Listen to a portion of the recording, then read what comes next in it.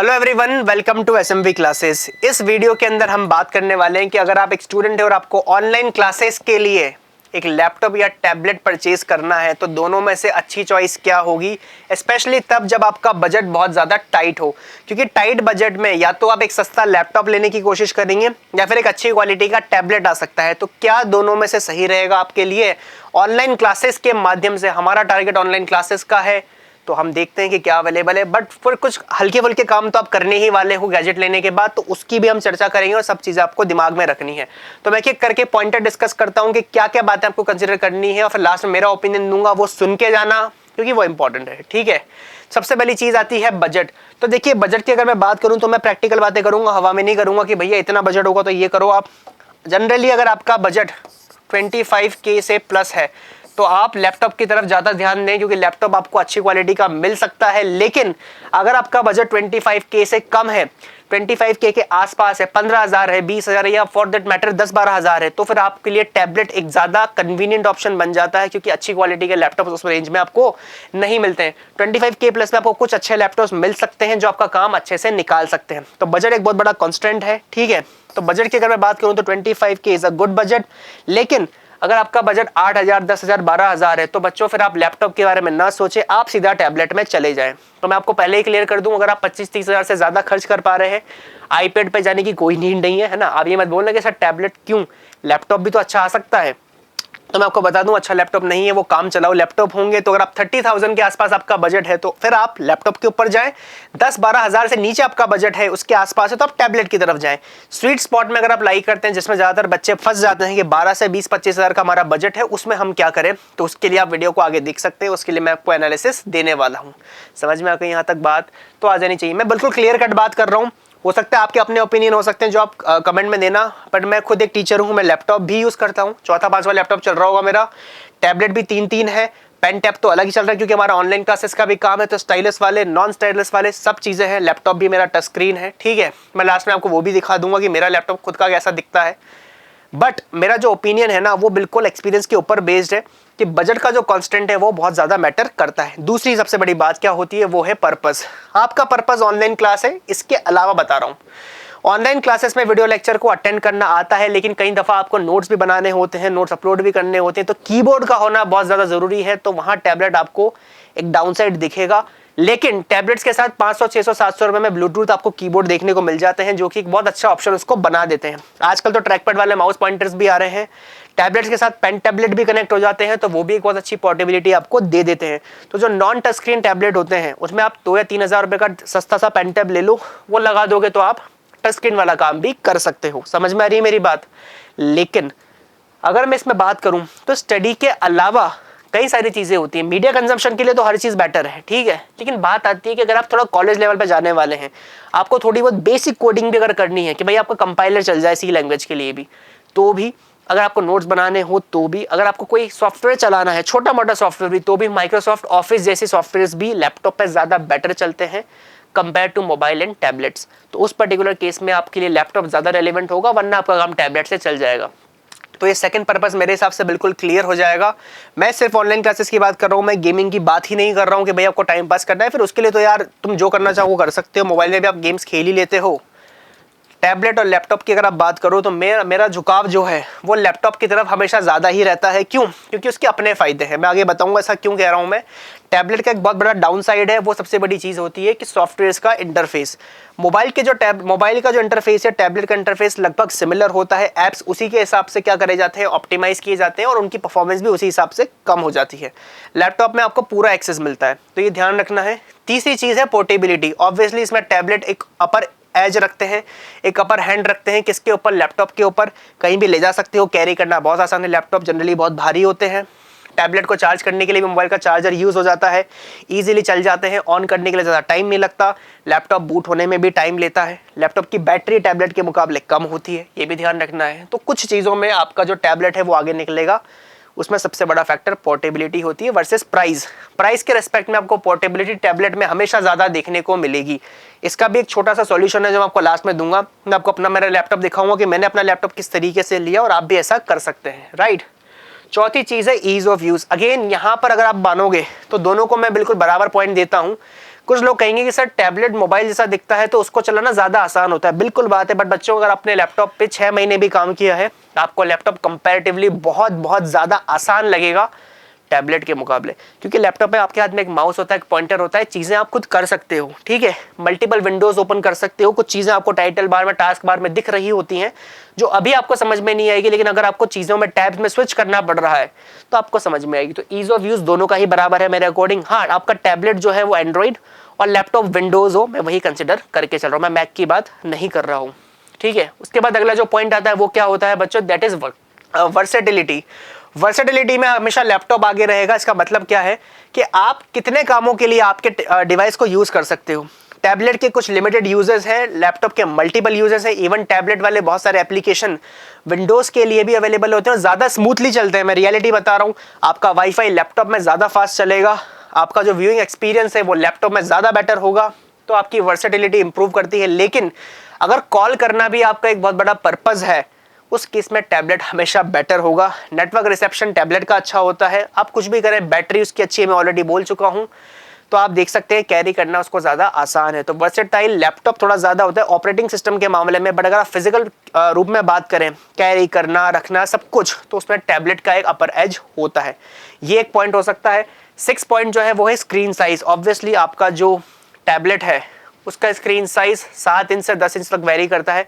12 inch के tablet भी आते हैं, बट बहुत कम कंपनीज बनाती हैं। 10 इंच एक स्वीट स्पॉट है जो टैबलेट्स में आजकल बहुत ज़्यादा चल रहा है। लैपटॉप जो होते हैं वो जनरली 12 से 15 इंच के बीच में होते हैं। 10 इंच वाले भी आते हैं बट वो कोई लेता नहीं है, ठीक है। तो आप लैपटॉप लोगे तो 12 से 15 इंच लोगे, तो स्क्रीन साइज ऑब्वियसली लैपटॉप की ज़्यादा है।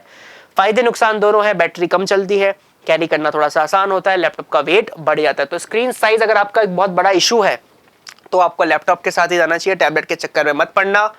टैबलेट कभी भी आपको वो स्क्रीन साइज नहीं दे पाएगा। एक चीज़ मैं आप बोल देता हूँ, स्क्रीन की बात हो रही है, किसी भी अच्छे टैबलेट की या सस्ते टैबलेट की स्क्रीन लैपटॉप से लाख गुना बढ़िया होती है, ये ध्यान रख लेना। लैपटॉप की स्क्रीन से आप सस्ते लैपटॉप की स्क्रीन से बहुत ज़्यादा एक्सपेक्ट नहीं कर सकते, वहीं उसी रेट का टैबलेट उठाओगे तो भाई साहब तुम्हारा एक्सपीरियंस खतरनाक आएगा। एमोलेड डिस्प्ले भी आ जाती है उस रेट में, ठीक है। तो आपका डिस्प्ले के मामले में टैबलेट बेटर है, स्क्रीन साइज के मामले में लैपटॉप बेटर है। अब सबसे इंपॉर्टेंट चीज़ है कि सर 2-in-1 लैपटॉप्स क्या होते हैं। हमारा तो आपने कंफ्यूज कर दिया, दोनों ही चीज़ें अच्छी हैं। तो देखो 2-in-1 लैपटॉप्स क्या होते हैं, जो ऐसे लैपटॉप्स होते हैं जो पोर्टेबल होते हैं, टच स्क्रीन होते हैं, जिनकी डिस्प्ले कई बार अलग हो जाती है, ठीक है, और उसमें आप एंड्रॉइड और विंडोज़ वाले दोनों काम कर सकते हो। तो इस तरह के लैपटॉप्स को मैं ज़्यादा सपोर्ट करता हूँ, मेरा ओपिनियन भी इसके ऊपर यही है। मेरा खुद का लैपटॉप भी एक 2-in-1 लैपटॉप है, मैं आपको दिखाता हूँ, ठीक है।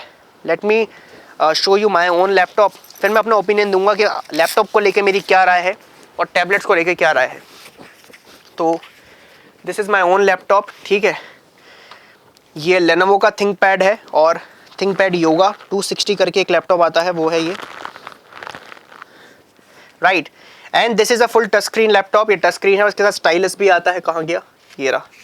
तो ये लैपटॉप मैंने इसीलिए लिया था क्योंकि ये क्या है, it is a touch screen laptop plus ये 360 डिग्री घूम जाता है पूरा, तो इट रोटेट्स लाइक दिस। इसके बाद नीचे का जो कीबोर्ड है वो लॉक हो चुका है ताकि आपका बटन नहीं चलेगा। ये आपका टैबलेट है, 12 इंच का आराम से एक लैपटॉप है, आप देख सकते हो। इसकी स्क्रीन साइज काफ़ी अच्छी है, स्टाइलस है, एक्टिव स्टाइलस है, ऊपर से आप लिख सकते हो, और ये इतना स्मूथ चलता है जितनी मुझे उम्मीद भी नहीं थी। मैं आपको इसकी प्राइस ही बताऊंगा भी आने वाले टाइम पर, ठीक है। लेकिन मेरा पॉइंट ये है कि ये 2-in-1 जो लैपटॉप है ये सबसे अच्छा स्वीट स्पॉट है। प्राइस ज़्यादा महंगी नहीं है। अगर आप ये रिफर्बिश लेते हो जैसे कि मैंने लिया था, मैं हर किसी को सजेस्ट नहीं करता क्योंकि हर शॉपकीपर उतना अच्छा नहीं है। जनरली मुझे थोड़ी सी पहचान है लैपटॉप की, मैंने काफ़ी लंबे समय से पीछे, मैंने कहा ना 5वां 6वां लैपटॉप चल रहा है मेरा, तो मेरा काफ़ी अच्छा एक्सपीरियंस है। मैंने एक भी लैपटॉप आज तक नया नहीं लिया। 2004 में पहला पीसी पापा ने नया खरीदा था, मैंने नहीं खरीदा आज तक कोई भी पीसी नया। मेरा जो टावर पीसी है वो भी रिफर्बिश्ड है, i5 6 जनरेशन है, मक्खन चलता है बिल्कुल। इसके पहले तो मैं i5 सेकंड जनरेशन ही चला रहा था, पर वो खराब हो गया 6 साल के बाद, तब जाके मैंने इसको चेंज करा। उसमें भी मदरबोर्ड का खर्चा है सिर्फ 4-5 हज़ार रुपये का, वो हो जाएगा, अभी रिपेयर कराने के लिए डाला है। तो 2-in-1 लैपटॉप सबसे अच्छी चॉइस हो सकती है। नया खरीदोगे बहुत महंगे आते हैं, ध्यान रखना, 40-50 हज़ार से कम के आपको नहीं मिलेंगे। तो सर आपका ओपिनियन क्या है? घुमा फिरा के आपने सारी बातें तो कर ही ली, अब मेरा ओपिनियन सुन लो ध्यान से। मैं बजट वाला आदमी हूँ, हम भी मिडिल क्लास फैमिली से आते हैं। 6-8-10 हज़ार आपका बजट है, गो फॉर टैबलेट, कोई बुराई नहीं है, ठीक है। 10 हज़ार से 15 हज़ार के बीच में अगर आपका बजट है तो आप कोई अच्छा टैबलेट भी देख सकते हो। रियलमी का अच्छा आ जाता है, सैमसंग का टैब A7 में, बस A7 भी है यहाँ पर अवेलेबल है अभी। टैब A7 का अपडेटेड वर्जन भी आ गया, टैब A8 भी मिल जाता है उस रेट में 332। बट कोई सेंस नहीं है। 3 GB रैम तुम्हें अखर जाएगी बाद में। 464 से कम का कॉन्फ़िगरेशन ना तो मोबाइल में लेना है अपने को, ना ही टैबलेट में लेना है। आपका स्टोरेज इतना बड़ा इशू नहीं रहेगा, मेमोरी कार्ड लग जाते हैं, बट 4 GB रैम में आप ज़्यादा से ज़्यादा ऐप्स को भी इंस्टॉल नहीं कर पाओगे, तो ये ध्यान रखना। इंटरनल स्टोरेज खत्म मान के चलना 64 GB वाले में भी। लेकिन अगर आपका बजट 15,000 तक है ना, तो यहाँ से एक चीज शुरू होती है मार्केट में, जो है रिफर्बिश्ड या फिर second hand laptop. Second hand एक अलग चीज होती है, रिफर्बिश्ड अलग है। रिफर्बिश्ड की डेफिनेशन है कि जो कंपनी रिप्लेस जो लैपटॉप्स होते हैं, रिपेयर्ड होते हैं। जनरली डेफिनेशन कोई फॉलो नहीं करता, मार्केट में सब खुद के रिपेयर करे हुए होते हैं। लेकिन अगर आपका डिस्ट्रीब्यूटर अच्छा है, आप अपने घर में भैया से, दीदी से, किसी से बात करिए। मैं कोई लिंक नहीं देने वाला हूँ डिस्क्रिप्शन में कि यहाँ से खरीद लो, क्योंकि मेरे को खुद को नहीं पता जेन्युइन है या नहीं है। मेरा रिफर्बिश के साथ लैपटॉप्स का अच्छा है। मेरे मामा जी इंजीनियर थे, तो उनसे मैंने बात करी तो उनके काफ़ी मिलने वाले थे। उन्होंने मुझे 15,000 में एक लैपटॉप दिलवाया था, आज से 6-7 साल पहले। i5 सेकेंड जनरेशन, ठीक है, HP का लैपटॉप था, इलाइट बुक करके, मैं मॉडल नंबर भूल गया उसका, ठीक है। वो 15,000 में मुझे पड़ा, 14,500 का मक्खन चला। फिर बाद में मुझे लगा स्लो है, तो मैंने SSD लगवा ली और मक्खन चलने लग गया, ठीक है। तो मेरा एक्सपीरियंस उसके साथ बहुत अच्छा रहा। तो 15,000 में आपको i5 सेकेंड या थर्ड जनरेशन बहुत आराम से मिलेगा लैपटॉप। आप उसमें 2,000 रुपये खर्च करके SSD लगवा लेना, 120 GB की, 1600-1700 रुपये, 1800 रुपये की आ जाएगी, आपका लैपटॉप मक्खन चलेगा। आपको कॉन्फ़िगरेशन भी 4-500 मिल जाएगा, 4 GB रैम, 500 GB स्टोरेज के साथ, तो आप वो कार्यक्रम कर सकते हो। लेकिन अगर आपको रिफर्बिश में नहीं जाना, तो फिर आप 15,000 में टैबलेट लेने। अब आते हैं 15 से 20,000 वाले। भैया तुम्हें तो मैं अभी भी कह रहा हूँ, टैबलेट सोच समझ के लेना, laptop is a very good choice. Touch screen laptop नहीं आने वाला इस रेट में, लेकिन आपको आराम से i5 4 जनरेशन तक का लैपटॉप इजीली मिल सकता है। i7 पे मत जाना, खराब जल्दी हो जाते हैं वो, ठीक है, पुरानी जनरेशन है। तो i5 4 जनरेशन का लैपटॉप ले लो, या फिर i5 सेकेंड लेके उसमें रैम को 4 से 8 GB करवा लो, और आप अपनी SSD लगवा सकते हो 500 GB हार्ड डिस्क के साथ भी। क्लियर, बहुत से लैपटॉप सपोर्ट करते हैं 2 चीजें लगवाना। तो अगर आपको ऐसा मिल रहा है, तो 20,000 में आपका लैपटॉप का काम चलेगा मक्खन। ये मेरा ओपिनियन बता रहा हूँ, मैं टैबलेट के सपोर्ट में कम रहता हूँ, बट अगर आप 20,000 में टैबलेट लेना चाहते हो, बहुत अच्छी क्वालिटी का आपको टैबलेट मिल जाएगा, S Pen नहीं मिलेगा, तो मतलब नहीं बनता। अब मैं बात करता हूँ जिनका बजट 20,000 से ऊपर है। मेरा जो टैबलेट है, मेरे टैबलेट की बात करता हूँ मैं। तो अगर मेरे लैपटॉप कम टैबलेट को मैं बताऊं, लेनोवो योगा थिंकपैड, ये i5 6 जनरेशन है। मैं आपको दिखाता हूं, ठीक है, क्या क्या है इसके अंदर, फिर आप खुद कंपेयर कर लेना। i5 6 जनरेशन है, 8 GB रैम है, कंपनी फिटेड है, 256 GB SSD है, और वो भी M2 है, ठीक है, दिस इज M2। ये मेरा पूरा कॉन्फ़िगरेशन है। आपका लैपटॉप टच स्क्रीन है।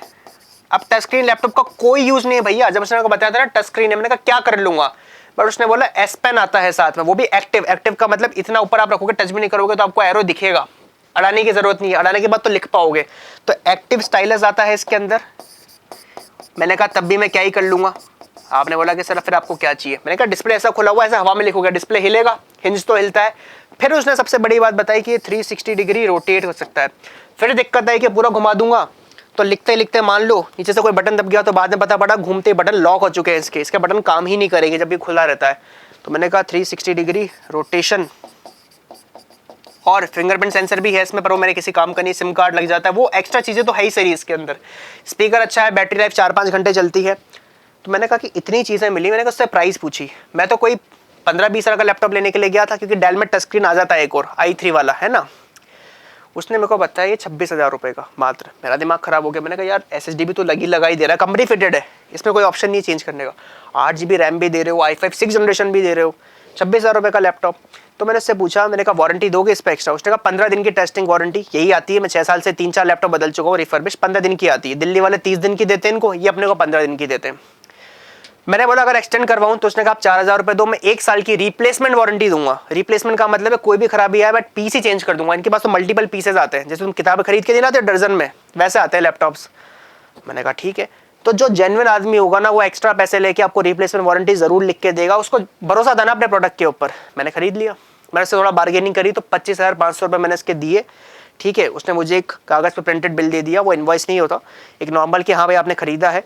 मैं लैपटॉप लेके आ गया, अभी चल रहा है, 6 महीने हो गए। मैंने अपने 2-3 स्टूडेंट्स को भी ये वाला मॉडल दिलवा दिया। तो आप देख सकते हो 25,000 रुपये में टच स्क्रीन लैपटॉप टैबलेट के साथ। मेरा पेनटेप का जो पैसा है वो घर पे रखा हुआ है, पीसी के साथ चलता है, मैं इस लैपटॉप को यूज़ कर पा रहा हूँ। तो आप देख सकते हो कि आपका काम लैपटॉप में ज़्यादा बेटर तरीके से हो रहा है। रिफर्ब की दुनिया में मुझे टैबलेट की कोई जानकारी नहीं है। मैंने जितने भी टैबलेट्स लिए हैं आज तक, 3 ही लिए हैं, तीनों के तीनों नए ही खरीदे हैं, ठीक है। वो बढ़िया चल रहे हैं, उनका अपना एक यूज़ हो सकता है। कई बार मैं सेकेंडरी डिस्प्ले की तरह भी यूज़ कर लेता हूँ बहुत जगहों पर, लेकिन मेरा जो फ़ायदा है वो लैपटॉप से ज़्यादा हुआ है। तो आप ये देख सकते हैं आपको क्या करना है। ऑनलाइन क्लासेस के लिए टैबलेट और लैपटॉप में एक चॉइस है। बजट हर चीज़ डिसाइड करता है। 15-16 हज़ार तक आपका बजट है तो टैबलेट ले लो, पर 16 के ऊपर है तो लैपटॉप कंसिडर करो। बट हर किसी शॉप पे मत चल जाना भैया, जहाँ पर तुम्हारा कोई मिलने वाला अवेलेबल हो, जो थोड़ा अंदर का मामला समझता हो, उससे ले लो। क्लियर हो गई बात। नया लैपटॉप 30 हज़ार से कम में कचरा ही मिलेगा, तो मत खरीदना। ये क्रोम बुक वगैरह होते हैं ना, इनके चक्कर में मत पड़िएगा ना। लैपटॉप लेना तो विंडोज़ का लो, ये क्रोम बुक वगैरह किसी काम की चीज़ नहीं है मेरे हिसाब से। स्टूडेंट लैपटॉप, अरे 6ठी-7वीं के बच्चों के लिए भी नहीं चलता भाई वो। तुम कुछ तो चलाओगे ना एप्लीकेशन मार्केट के अंदर, माइक्रोसॉफ्ट वर्ड चलाओगे, तुम थोड़ी मोटी वीडियो भी एडिट करोगे, फोटो भी एडिट करोगे, सब चीज़ रखोगे, तो टैबलेट तो तुम्हारा वैसे ही बहुत पीछे रह जाता है, फिर तुम क्रोम बुक उठा लेते हो ऊपर से। तो लैपटॉप लेना विंडोज़ में i3 कॉन्फ़िगरेशन भी मैं तो किसी काम का नहीं मानता, तुम लेना चाहो तो ले लो। मैंने तो i5 लिया है, i7 भी फिर मेरे को बाद में पता पड़ा, उसने एक पीस और मंगवाया 30,000 में, y7 दे रहा था, 6 जनरेशन ही। मेरे को जनरेशन अपग्रेड मिल रहा था, रैम भी 8 की जगह 16 GB थी और ये 512 GB की SSD थी, तो 5,000 में सब कुछ मिल रहा था मेरे को। पर मैंने लिया नहीं क्योंकि उसमें S Pen नहीं था, वो सिर्फ सिंपल टच स्क्रीन था, 360 डिग्री भी नहीं था। तो मैंने कहा मेरे ये ज़्यादा पोर्टेबल है। क्लियर है। तो आप देख सकते हो अपना अपना यूज़। यही मेरा पूरा एनालिसिस और ओपिनियन है इस चीज़ के ऊपर। पूरा बायस्ड ओपिनियन है, मैं तो मुँह पे कह रहा हूँ। मैंने पूरे वीडियो में लैपटॉप को ही 90% प्रमोट किया है। बजट अगर 15 से कम है तब मैं कहता हूँ टैबलेट लो, बट कोई यूज़ नहीं मानता मैं टैबलेट का। पोर्टेबिलिटी, अब यार ये बताओ, ये इतना पतला है पूरा, ये रोटेटेबल है, फिर भी खुलने के बाद इस कवर में रखने के बाद कोई जज नहीं कर सकता। क्योंकि कहता है आईपैड लेके घूम रहा है क्या, मैंने कहा नहीं टैबलेट वो है, लैपटॉप है। तो ये आईपैड और लैपटॉप बराबर कॉन्फ़िगरेशन है, तो मेरे हिसाब से तो पोर्टेबिलिटी इसकी ज़्यादा है, काफ़ी स्लिम है।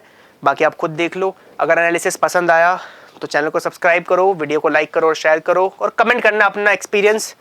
और अगर आपके कुछ और ओपिनियन थे इसके ऊपर कि आप कह सको ये भी हो सकता है या हमने ये किया अपने टाइम पर, तो वो नीचे कमेंट करना ताकि बाकी लोगों को भी हेल्प मिले। तो मिलते हैं अगले वीडियो में, तब तक के लिए जय हिंद, वंदे मातरम।